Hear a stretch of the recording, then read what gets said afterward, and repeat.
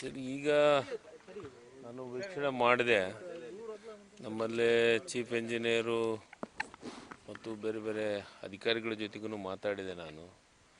ಈಗಾಗಲೇ secretary M ಡಿಗಳಿಗೆ ಮತ್ತು ಸಂಬಂಧಪಟ್ಟಂಥ ಯಾರು ಅದಕ್ಕೆ ಎಕ್ಸ್ಪರ್ಟ್ ಅದಾರ ಅವ್ರನ್ನೆಲ್ಲರನ್ನೂ ಕರೆಸಿ ಈಗ ಒಂದು ರೌಂಡ್ ಮಾತಾಡಿದ್ದಾರೆ.